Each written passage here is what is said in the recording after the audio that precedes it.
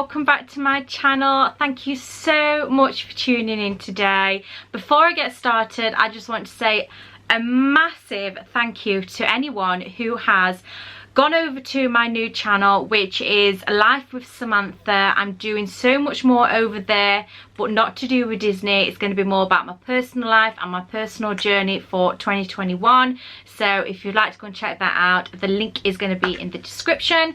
But today we are going to be showing you how you can control your addiction to Loungefly. I know a lot of people really enjoyed the little quiz I did to see if you was actually Disney Loungefly addicted.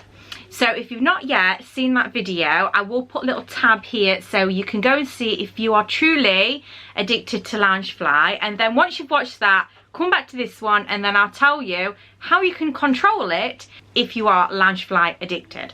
So I've got just a few tips on what I'm actually doing at the moment, because if you have already looked at my Life with Samantha channel, you'll know I'm doing a low buy year.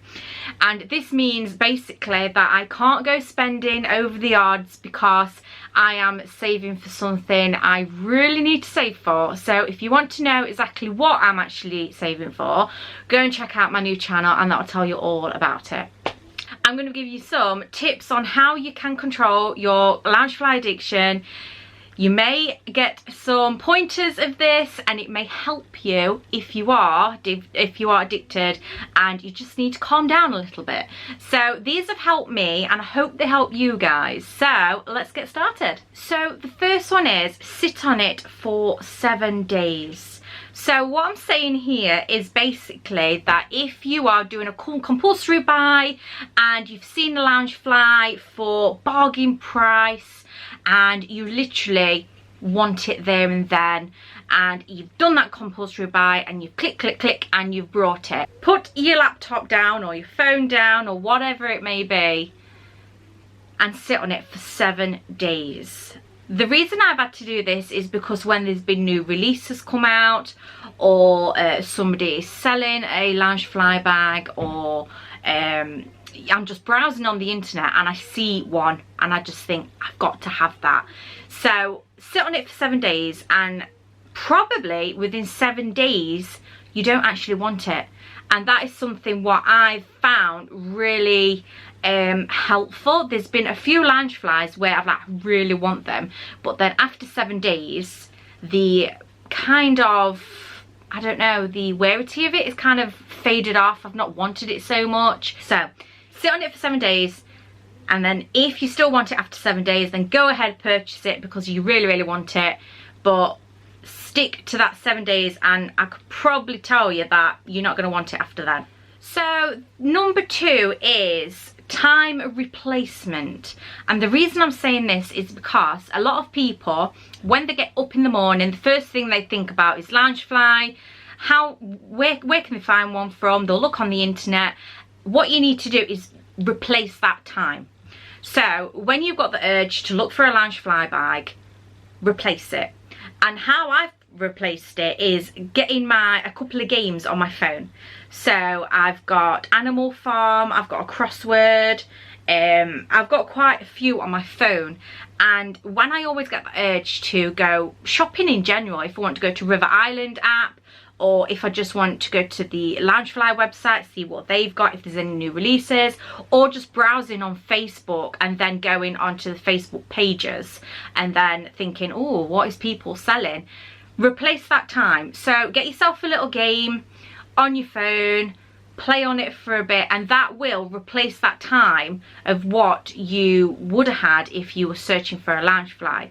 Saves you money and it kind of helps you with your addiction to not buy so many because you're not actually searching for them. Or you could have a book or a movie or anything just to replace that time so you are not looking for those Loungefly bags. So number 3 is ask yourself why. So the reason I've put this one is why do you want that Loungefly so much? So before you click that button, why are you needing it? What are you going to get out of getting it? Are you going to does it match something? Are you going somewhere where you're going to use it? Or is it just for your collection? Is it just another loungefly, so it's another one of part of your collection, and it's just an extra number to say you've got an extra loungefly? So you really need to think, is this item going to give you joy? Is it going to give you value of life? Are you going to use it? Is it something what's going to really improve your collection if you're a collector? Ask all these things before you make that purchase, because sometimes, not all the time, by just saying, why do I need it? Am I going to get rid of it down the line? Just sometimes it will just help you on that compulsory buy to just stop and think before you actually buy it. And if you actually want it, why do you want it? So the next one I'm wanting to talk about, which is number 4, and that is, look at what you spend on Loungefly every single month.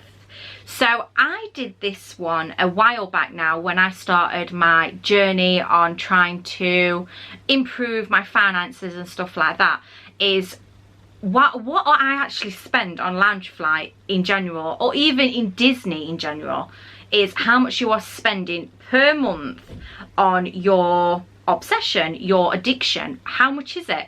Because sometimes when you look at your bank balance and when it's coming out weekly or daily, you're not actually looking at the overall figure of what you're actually spending. So take 5 minutes after this video, just go through your bank statements or PayPal statements or whatever, and really go to the nitty-gritty on how much you are actually spending on Loungefly, because it'll be surprising on how much you actually spend on Loungefly, and it is crazy. I think I went up to around about £700 one month, which was bonkers. I didn't even realise how much I spent on Loungefly bags in 1 month, and I was just thinking that what I could have done with that money if I wouldn't have brought those Loungefly bags.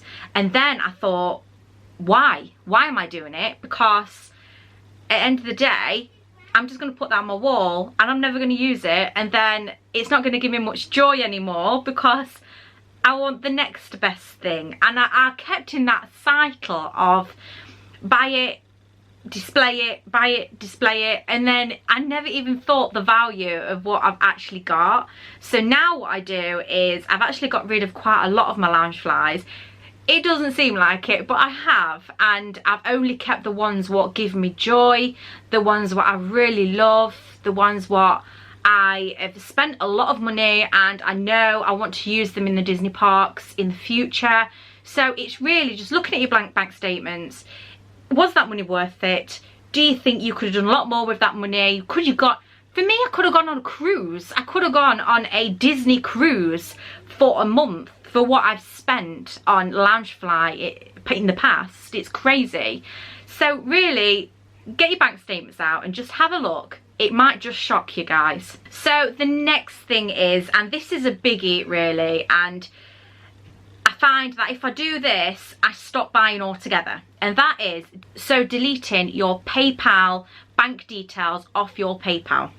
The reason I say this is because if you are clicking to buy something through PayPal and then you need to go and fetch your card out your purse or something like that because you need to put your bank details back into your PayPal, 9 times out of 10 you won't, and you'll put your phone down and you'll forget that you're going to buy something. And I've done that so many times.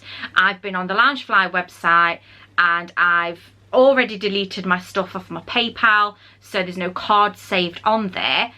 I've gone to purchase it and then I've had to put my card details into PayPal because I completely forgot. My card was in my husband's wallet in the car, and I just thought, oh, it's too cold, I'll do it later.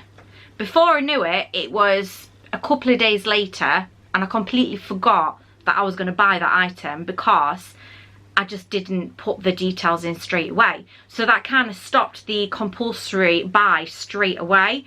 So if that's something you can do, I know a lot of people maybe can't do that because they've got commitments on their PayPal for subscriptions and stuff like that. But if you can, delete it, and I guarantee that you will save some majority of money by just not putting your bank details, because first you maybe can't be bothered, or you'll do it later because it's just a later thing and you can just do it later. So do that, guys. If you can, delete your details. Okay, and the last one is limit yourself to 1 a month. So if you're the kind of person where on payday you'll go, oh, I've got £80 spare, what can I buy that on? Then you are focusing that money on a loungefly. But if you've already brought one that month, then you can't. So if this is completely suggestions, obviously, but if you really want to save some money and you want to cut down on your loungefly addiction, then this is definitely something you can put into practice, and that you're not restricting yourself to the point where you can't buy loungefly, but restricting yourself to just 1 loungefly a month. And in the past, that would have been so hard for me, and I mean ridiculously hard for me, just because I would have brought one and then another one would be released, or somebody would be selling one I really want, and all those things would have kind of mounted up. So I'd ended up with like 6 or 7 bags a month, and then before I know it, my bank account is empty and I've got all these bags coming from all around the world.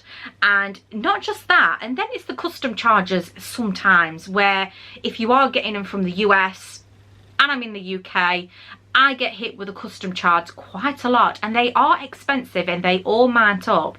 So if I've got like 6 bags coming at once from, say, the US, 9 times out of 10 I'm going to get at least 4 bags with a custom charge, and then that's going to be extra, say, £100 of what I've already spent.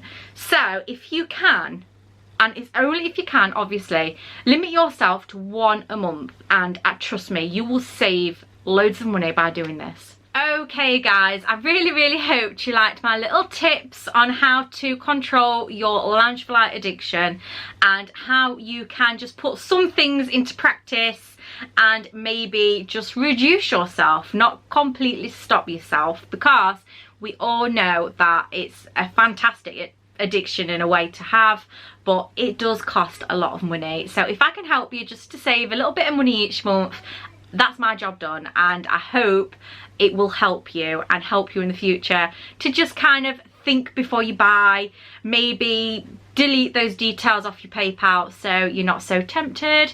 And yeah, I really hope that this has been a little bit of a maybe eye-opener, I'm not sure, but I really hoped you enjoyed it as well. I know a lot of people did enjoy the little quiz I did on are you addicted to loungefly. I had so many good comments about that, it was unbelievable. So I thought I would do a video on how you can conquer your loungefly addiction. So guys, I really hoped you enjoyed it. Remember, if you haven't already and you love this channel, please consider subscribing, completely free to you. I would never ever ask anything of my viewers. Also, I want you to give me a little comment, a little like below, just to tell me if this has helped you. Or would you like any more like this to help you out? Please let me know. Also, go and check me out on Life with Samantha. I'll put the link below so you can go and check out my journey for 2021. But for now, thank you so much for tuning in, and I'll see you in my next one, guys. Thank you.